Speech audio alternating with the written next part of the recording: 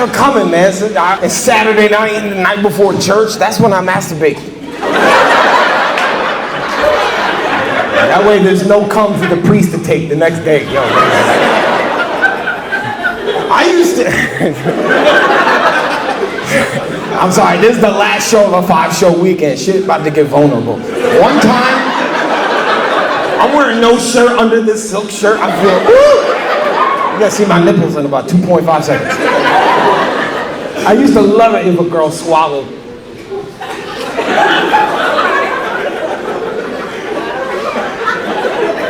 I still do, but one time, you gotta like know what level of freak somebody be on. Like, girl like, spit in my mouth. I'm like, okay, cool, sure. That's technically battery, but you don't tell, I won't tell. Women are a lot freakier than men. Men think, we watch porn, so we think we just got jackhammer and be like, yeah, fuck the shit out of her for 12 seconds. That's my time limit. I'm like, I come quick, I'm not gonna lie to you. I come a lot and I come often and I come quickly. I'm like a neighbor who you don't want to see. I'm like, hey, how you doing? See you later. I come a lot, I'm a Uzi. Just, I got come all across the country and some in Dublin. I could come a lot, but I come quick. That's my, you know, I don't apologize no more for coming quick. I just go, you're welcome. Yo pussy feel like heaven. I'm a fast comer. Like a soap bubble will last longer than I do. I come very quickly. But I could go multiple rounds, at least 3. Anything past that is like trying to, you got like no dish soap left and you really squeeze the bottom. You're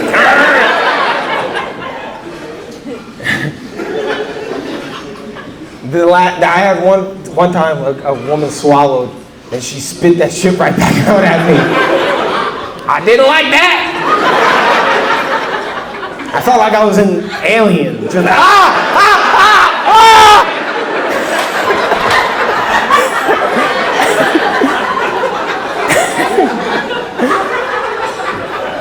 I hooked up with her a second time after that. I don't know why.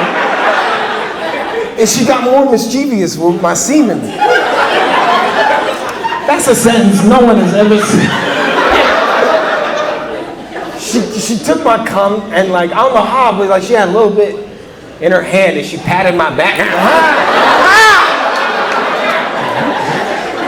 I was like, Batman, so that's what that feels like. I've come on many a back, never my own. That was a lot, I'm sorry. That was usually it was like, hey, how you doing? I'm like, y'all ever come? I like being here, man. As someone who is suicidal, it's nice to be in Washington. I feel at home. But not for long. Just kidding.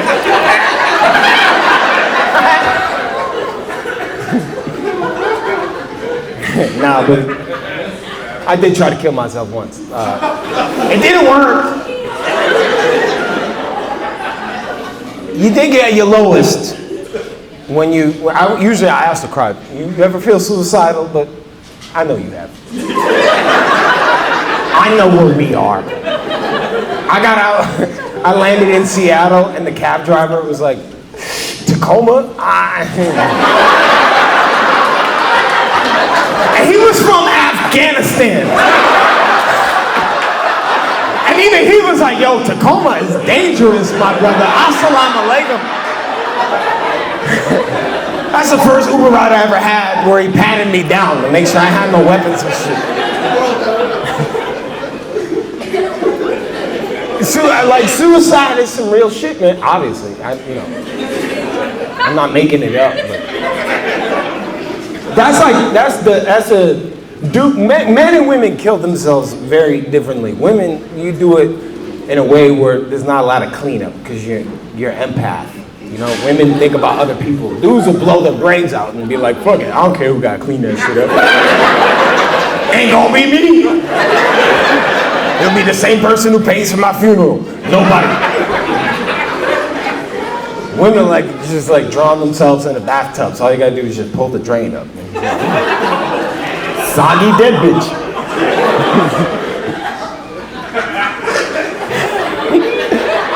That was Whitney Houston's last song. I will drown inside you. How will I know if I'm really drowning?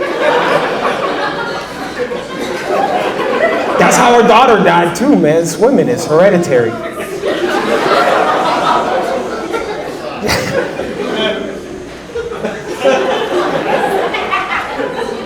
Someone gave me this, and one of the staff members should get this. This is Batman 1995 glass that McDonald's would give out. I didn't rinse this shit out at all. I just put a beer in here, and I could taste the asbestos. Every sip of this feels like a Johnson & Johnson vaccine. Nah, man, I'm cool as shit. No side effects.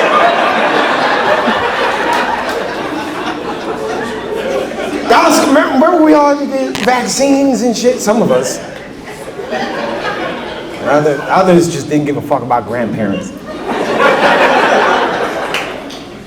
My grandfather was one of those grandfathers that like, I spent a lot of time with him growing up because my dad is black and that's just what happens. You go get raised by your grandparents for a little bit and get no explanation. And my parents, my dad is black and my mom is white. Race mixing. And one day I just got dropped off at my grandfather's house and I didn't see my parents for like 2 months. And my grandfather never let me not go to school. Like I remember one day I was like puking out of my ass and I was like, I'm so sick, I think I'm starting a new plague. And he was like, you ain't dead, you going to school, boy. And then he would always brag, I fought in World War II and the Korean War and I still drove the tank every day. And then he died of COVID. And I was like, didn't fight that shit, bitch. No antibodies is weak. I also coughed on him a bunch. That's probably good. I love you, Papa.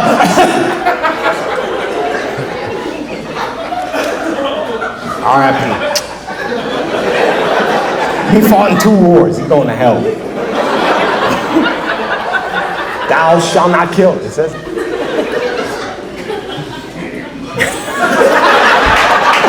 I'm sorry, I'm only telling these jokes because he's dead. When he was alive, I was saluting him and shit. I found out he was dead when I was on stage. It was a great. I used to bring my phone on stage with me. I don't anymore because of this night. I was on stage and my grandfather had died, and it was like 1 in in New York City, and I was at this comedy club. I had my phone right here, and it was a small room. There was like 30 people in it, and my phone was on vibrates. And my phone vibrates to Darth Vader's Imperial March. You just hear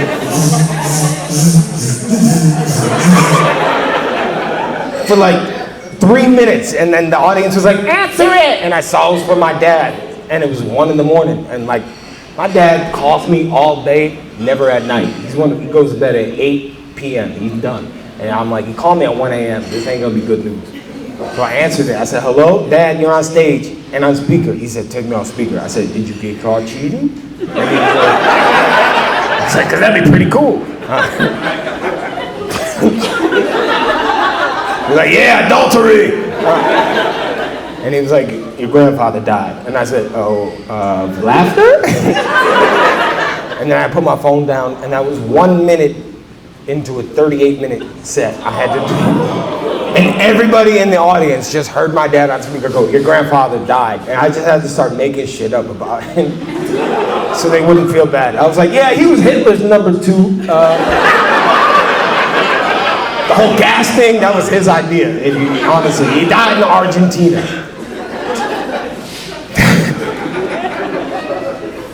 That's where the Nazis went to go after they lost. Well, I guess, you look around, sometimes they won. I wish sometimes I could be like as prideful as those Nazi dudes, man. They be wearing the merch and shit. They do. You like they go to prison. They get that the tattoo, the swastika shit.